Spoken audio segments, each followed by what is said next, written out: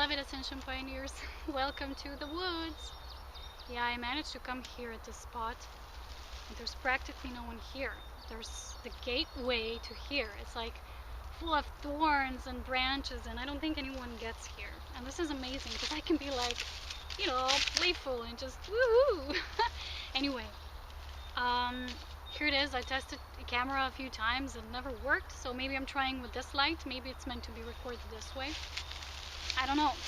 I keep moving. I keep trying to find my pose and nothing works. And the camera is too far away from me. It's not easy to record in nature alone because you don't see yourself. You just put the tripod there and then you hope that it's gonna come out right, and then so much time gets wasted for that. But hey, it's a play thing. You try different things from a new approach, from a new angle, and this is something that I'll be speaking about, where angles and different approaches and observation is so important. What am I going to talk about? Relationships, relationship harmony. So basically, what is happening right now on the planet, on the planetary level, on our unity level, as we are here as a collective. The thing is, so many people are moving into conscious relationships. These conscious relationships are so much more than, ego gratification, self-gratification. I just met someone today after a while, and, that typical ego thing, I came across that in that person. They had to tell me everything that's going on within a year. I was doing this, I was doing that, people say to each other when they go to anniversaries, stories people tell each other, like, have this ego boost of saying, I'm doing this and I'm doing that, therefore I'm worthy, therefore I'm good, therefore I'm having fun in my life. And I'm thinking, this is not how true relationships are, based on. This is not what they're based on. This is not what is truly heart connection. We don't just, come and meet each other and say, hey, what's up? Hey, what was up with you in the entire year? And then you just make a review, like a thesis, a synthesis of everything that was going on for the entire year. This is not really how new paradigm of relationship is supposed to be and how it is. So many people are moving beyond that ego, beyond the control, beyond that fear zone, and beyond that self-gratification of what you were doing, who you were meeting. Oh, I have a new girlfriend. Oh, I'm doing this and that. It just reminds me of this scenario when we go to anniversaries, high school reunion, and then people tell each other these stories about their lives, and they show each other photos and pumping their egos, but truly, how many people on earth are actually living conscious relationships from the heart? Well, I know very few. I really do. The relationship in my life that helped me the most was one I had with my mother. And we evolved such a beautiful spirit connection within the soulmate relationship, which, is different energy, different soul group and type, but can be on the same similar path, and you can connect on that path. And when it's coming from a place of unconditional love and acceptance, it really can be a blissful relationship, and it can blossom, Both spirits within that relationship can blossom so much. But what's happening within that 3D old paradigm is people, they just go from one relationship to the next, from one story to another, but the basic thing within them doesn't change. They keep attracting these sides of them, the old, and until they see what is, trying to show, to present itself to them, they won't see it. So they will just keep attracting this. They might be with another person, but their patterns will still be the same. They won't see their shadow for what it is. They keep chasing their own shadow, or the shadow chases them. It's the same thing anyway. But what I'm going to talk about now is this unity within relationships. How, when we truly open our heart, we move further into unity. And when we change, our relationship change. They change. All of the relationships change within our lives. For me, that was really present and felt, because the more I disconnected from the old, I just started disconnecting from the world. And when I was doing that, the less and less people were in my reality, vibrating as I was. Because I've noticed so many people, they don't even listen. They just want to, share their own. They're not present in relationships. They truly don't feel you. They think they know you, but they don't. They don't really feel you. They don't feel your essence.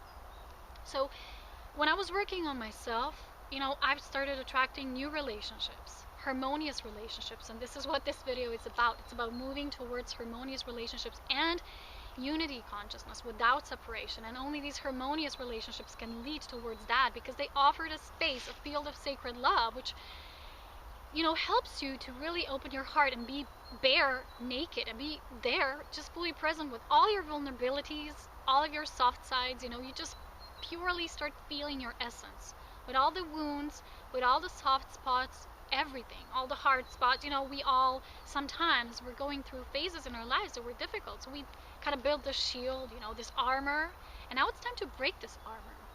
So, well, how was this in my life? You know, the more that I disconnected from my physical reality here, I really saw I don't really feel the need to be just chatting with people, to just be exchanging the facts of what they're doing, what I'm doing. I wanted people in my life who really, you know, are like me, free spirits, because only one free spirit can love another. You have to be a free spirit to understand a free spirit. And love is understanding, you know, love is truth. So when you know the truth, you understand, and therefore you love, because you know yourself. And when you know yourself, you can know others. When you don't, you will just go from one to the next, and the universe will keep trying to show you, hey, see, this is what you have to work on. But the less you see it, the more you have the same stories and repetitions, you know, happening in your life. So when you start working on yourself, when you start changing, you will see that, because it will be mirrored in your life. New people, not only in the physical. I met a lot of the people over the internet, and they all helped me to see parts of me, to start seeing different parts, different aspects of myself, to who I am as a being, and they all helped me to move along on my path. They all were pieces of the puzzle on my ladder towards the one, as I like to call it, because ever since I was a little girl, I believed in that one, which is like me, which is me, which is the same soul. And on this path, these experiences that I went through were individualized. They were my own. They were intimate. So many people came across my path and they wanted to convince me about something, trying to, you know, push their own views upon my own and change me in a way. Because I had a lot of people who say they love me and they understand me, but when I really saw the relationships, I saw they just wanted to control me. Because what do you control? You control something you don't know. And you don't know it because you don't know yourself. Therefore I say, only a free spirit being can love another free spirit. So you have to free yourself first. You have to truly be free as a bird, truly accepting and embracing all parts of you, to truly start opening your heart. And there are levels of opening this heart center towards, you know, really starting to live consciously in relationships. Not, you know, one person is saying something, the other person is saying, you know, they're both can be sitting behind a table eating lunch, but they'll be like existing past each other. They won't be here fully present as two individualized presences, but they can be one. They can meet there. And this is something that Rumi was saying. There's a space, there's a place beyond all of this, and I'll meet you there. And this is what we're, you know, called to do now, to start anchoring these new relationships, new paradigm, new unconditional love and acceptance. And it takes respect. Everyone says, oh, love, love, I love you. But therefore, what is respect? Respect is that you know yourself so much, you allow yourself to have this free space. And when you do, you respect others just as much. So as much as you're free, you allow others to have the same freedom. You don't have the need or tendency to push them to believe certain things, to do certain things that will, you know, cause you to jump in that mode of self-gratification. Because so many people still feel and seek that self-gratification constantly, in order to have value, in order to have meaning. But as I always say, you're the only person in truth that has to understand yourself. For instance, people ask me a lot of the times, they say, most questions I get are about relationships. And they say, how can I make people to understand me? I'm so different, blah, blah, blah. Well, you can't make people to understand you.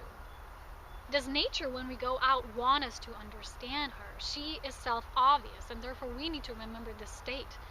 Because we are self-obvious, and so we need to understand ourselves. And when we do, a miracle can happen, and other people can come into our lives who will also understand us. Of course, at the beginning, they will be rare, because there's not a lot of people moving into that complete unity consciousness. And let me speak more about this now, into this subject of moving beyond the separation. There are levels of heart opening, as I said, and you might be, you know, you might come to a certain point and you think, you know, I'm heart open, this is it, period. You know, the moment you say it stops, your growth Spiritual growth literally does stop, but it doesn't end. It never ends. It's an endless journey. So what you can do is you can feel your heart like an onion, and it opens up. So the more you open up, because you're starting to do work on yourself, the more new relationships will come into your life that will mirror this newness, this new opening of yours. And the more you open up, the more such experiences you will have. And eventually, when you climb that high, if it is meant for you, you can also be with the one who is the one who's meant to be with you here in this life and co-create with you. And you can only truly co-create when you're resonating within the same energy. Because people still believe that you need an opposite to be to have this attraction. This is more based on this karmic belief, because you need to work something out, so therefore it needs to be friction. But in true spiritual relationships within harmony, pure perfectedness, you can only truly co-create within the same energy. Polarized opposite, because you have the divine feminine and masculine, but it takes synchronized, resonating energy field that is the same energy as yourself. Because the one that understands their self, he or she, will also understand you, because you will be the same, literally. But you have to work to get there. So how do you work on getting there? You work on getting there by truly being honest with yourself, truly claiming your own vibration and claiming your states of the onion opening, so to say. You won't just say, this is it, here I am, and period. Because people come in our lives for a reason, a season, or a lifetime. You've probably seen that video. It's so, spread out in the, video section all across the internet. But it's true. They do. So many people in my life came for a reason, and reason only. And they just came and then they went. The friction was over. Therefore, it means the lesson was learned. The thing that was needed to be exchanged, the energy exchange that needed to be present, was activated. So therefore, that person no longer needed to be present, for instance. They can if you start growing together, but they also don't have to. People still have these attachments. They think, you need to cling on to someone. What will happen after this one or the next or the next?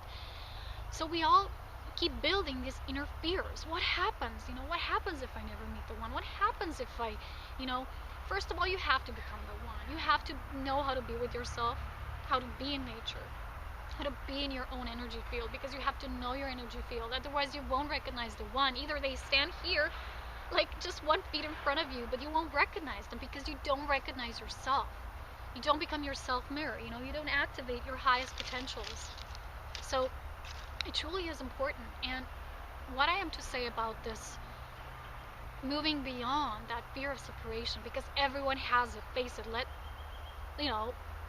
let's face it, we do, all of us. No matter where we are on our evolution of consciousness, how aware we are, we have this, because not just we experience it here in the physical realm, because this is the level of the highest density, the most dense level of reality. Also, we have all these ancestors that lived before us, and all these patterns in the collective. So we all have this plus our own when we come into this world, and we have this veil, and all of a sudden it's like, I'm no longer one, I'm separate here. So the more you start opening your heart, the more wounded you will become, and that wounded state will open up so much for you. This is happening for me right now. Personally, this is my own intimate experience, but what is happening is I've never felt such deep connection. I've never felt something that is so mirroring myself so deeply, so much pure crystalline beauty and love. And at the same time, this connection is also so frightening, because it brings up all that, fear of rejection. Oh no, it's not going to happen. Oh no, maybe something else happened, maybe this. Who cares? When we are aware, when we're in that state of connectedness, we were like, who cares? This is the mind, because this is what is happening. The more you move into the love, the more you move into the, what is there? What's also there besides that love? Many things, Yesterday I said, wow, I can build a list of all those things. But, when we make lists, we go at it like one by one. We check them. It's like, check, this is just kind of the same thing. You go through it by stages. You start being really brave, being really honest with yourself, and say, whoa, where am I still going to that fear of separation? Because this is the only fear that is. And I've heard this, and this is so true. The more that we are in the past, we are in the guilt zone. This is one of the worst feelings we can have. Really dense. And the more that we move into the future, we are in the fear zone. Only here in the now we can be in the love. So we constantly flow amongst all those stages, all those states of being. But the only true, authentic source self state of being is here now, where we feel love. So this is what I stated this week. I put it on Facebook. I said, it doesn't really matter, because mind often wants to chatter. Mind often wants to say things to you, wants to have this dialogue with you and say, let's make it spicier, let's make it fun.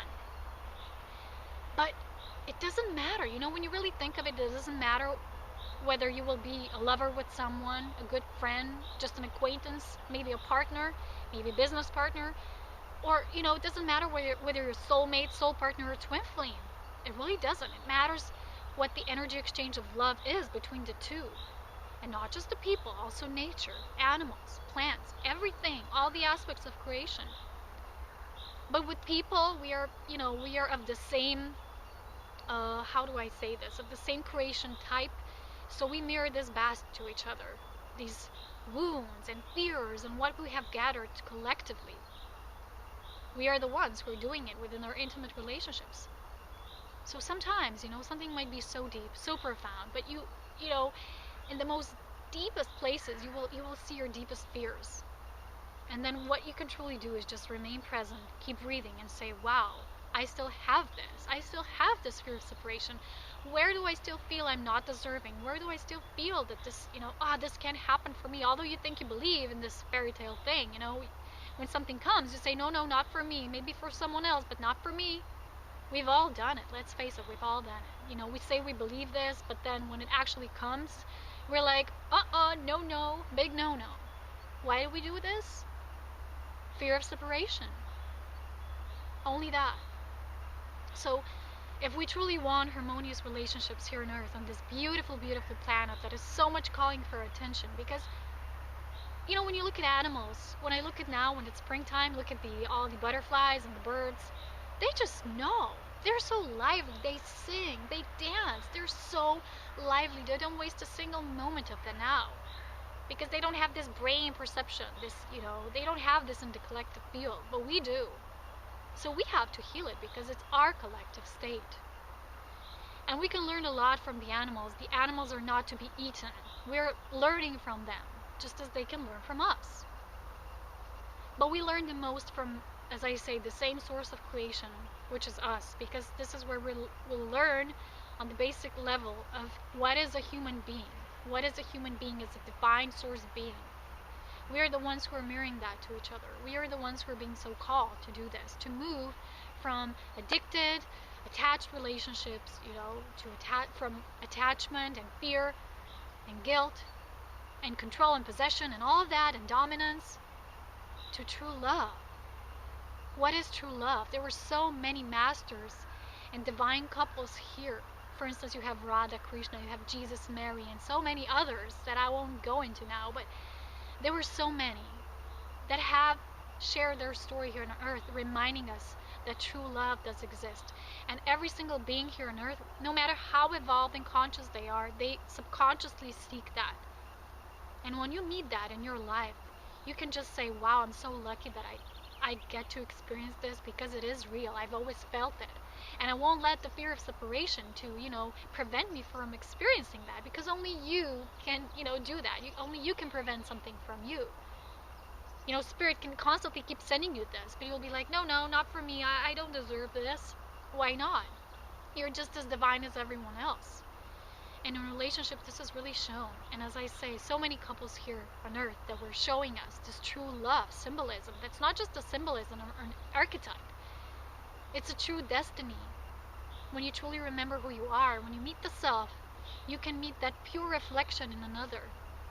And you can remember your twin flame, if I'm there, if I go there, jump from that to twin flames, which so many couples here on Earth were and still, are remembering together and becoming their destiny, their ultimate path.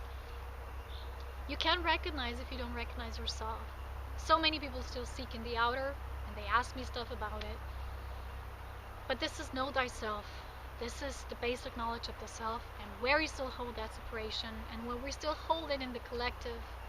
And then we can start truly moving in to the new paradigm. We can start embracing the harmonious relationships. They were truly waiting here for us, but we need to do something about it. Nothing just falls from the sky. Well, sometimes in nature things start falling, but you know what I mean.